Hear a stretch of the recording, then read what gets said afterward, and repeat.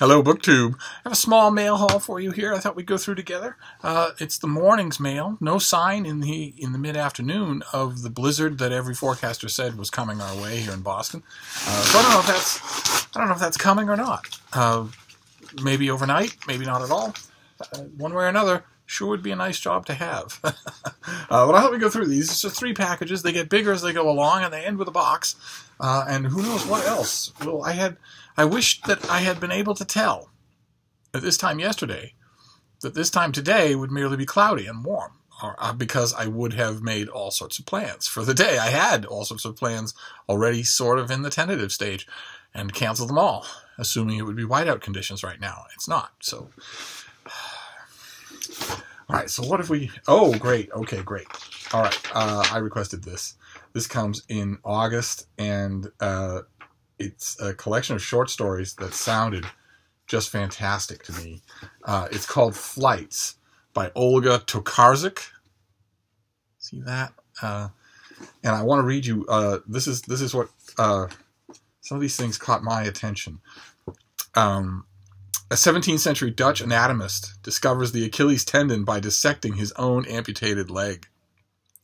A woman returns to her native Poland to poison her terminally ill high school sweetheart. Chopin's heart is carried back to Warsaw in secret by his adoring sister. A young man descends into madness when his wife and child mysteriously vanish during a vacation and then just as suddenly reappear. Though these brilliantly imagined characters and stories, interwoven and hauntingly playful, revelatory meditations, Flights explores with brilliant originality what it means to be a traveler, a wanderer, a body in motion not only through space but through time. Those sounded intriguing to me. The author is one of Poland's most celebrated and beloved authors, a 2-time winner of her country's highest literary honor.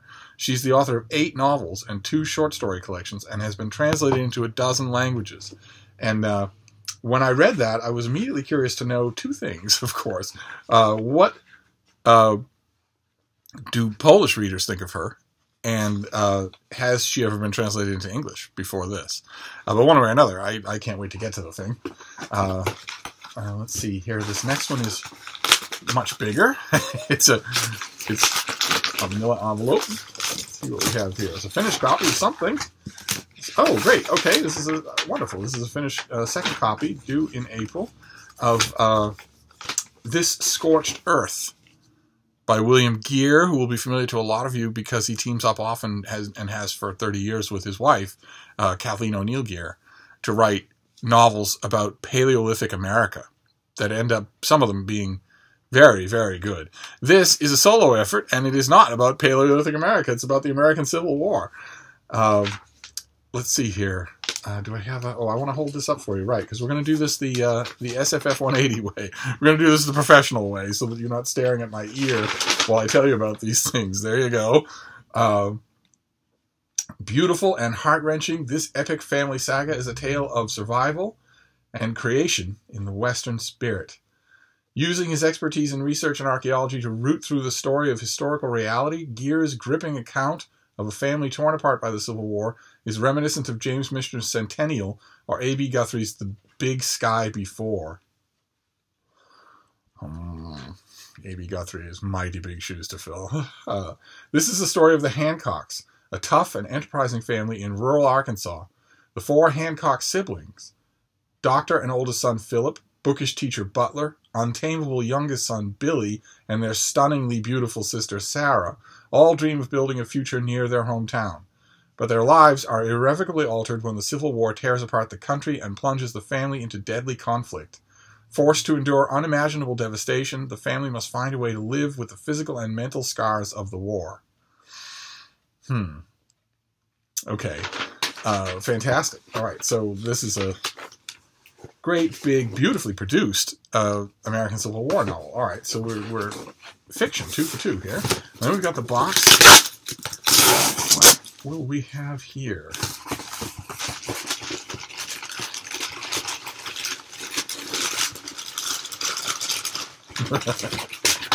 There's the, oh no, that's an invoice. Let's try about invoices. This is,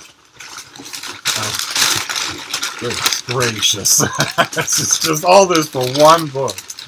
Oh, what is this? Oh, okay, great.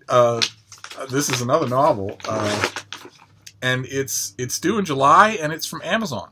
It's from Amazon Publishing. It's by Marcos Aguinas, and it's called Against the Inquisition. Isn't that lovely? From Amazon. So you know already that I'm a little conflicted on the subject, but I couldn't ignore this. More and more, Amazon Publishing is doing things, especially Amazon Crossing. I believe this is Amazon Crossing, which is their translated in. Yes, that's their imprint for translated fiction, and more, they're doing such work that I can't ignore it, even though I deplore the company's business practices, and I deplore the fact that if left to its own devices, Amazon would eliminate competition. In Amazon's perfect business world, there's only Amazon. And Amazon would tell you that's true for any business, and that isn't true. That isn't true. Anyway, I want to read you a bit about this. This has over 1 million copies sold in Spanish. Against the Inquisition will be available in the English language readers for the first time on July 1st. Amazon Crossing is honored to publish the English language translation of this classic Latin American historical novel from Planeta Prize-winning international best-selling author Marcos Aguinas, who was born the son of European immigrants in Argentina in 1935. He learned at the age of 7 that his grandfather and the rest of... Oops, sorry. Especially with such a pretty cover. He learned at the age of 7 that his grandfather and the rest of his family in Europe had been killed by the Nazis. Describing this as the defining moment of his life, he says that it's what drove him to write in an effort to repair the, quote, broken mechanism of humanity. And this book is at once a literary adventure in the style of Don Quixote and a treatise against oppression in all forms, by highlighting one man's struggle against the long reach of the Spanish Inquisition into South America, where the father of the main novel's character thought his family would be safe from persecution. The author demonstrates the unstoppable power of a strong spirit. This meticulously researched novel is based on the real life of Francisco da Silva, a respected physician in 17th century South America who refused to renounce his Jewish heritage and prevailed in countless debates against the inquisitors who jailed him over the span of 12 years. Eventually, the inquisitors realized that they could never break his spirit. He was burned at the stake, unrepentant, in the famous Auto da Fe in Lima in 1639.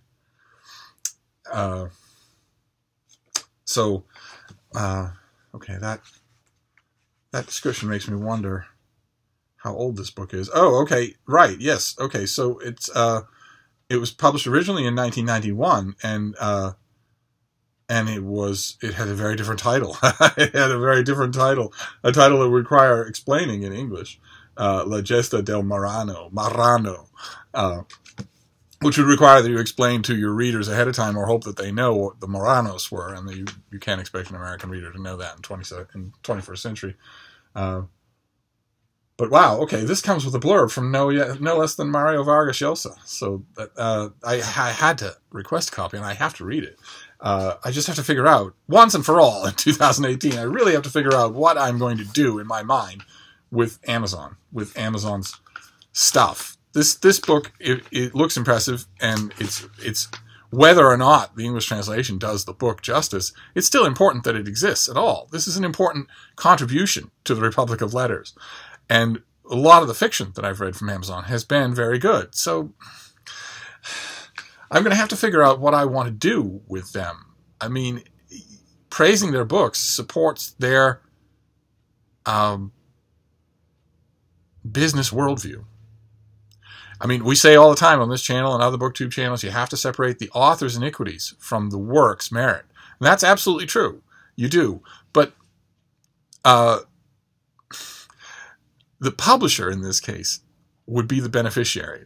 And I don't know. I'll figure it out. I'll figure it out. Maybe I'll make a video just on that so you can all help me figure it out. I don't know what to do with Amazon books. They themselves are important. But I guess I should perhaps remember that I'm just one voice, and that if I praise them, I'm mainly aiming my praise at you, my readers, rather than, the world stage where I'm on the podium at the United Nations General Assembly. But anyway, in the meantime, this is all fiction for now. So we have This Scorched Earth, a historical novel, big fat historical novel from William Gere, and then another big fat historical novel, Against the Inquisition, written, translated into English, and then another translation from the Polish, Flights, a bunch of short stories. And that's it. That is our small would-be Blizzard mail haul for today. I'm guessing, since there's no weather at all outside at all, I'm guessing that there'll be more mail, that there'll be more shipments.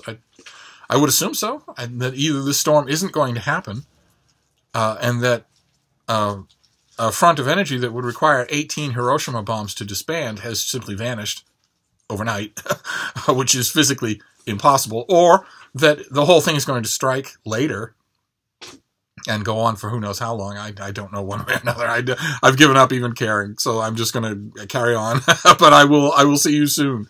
Thank you, BookTube.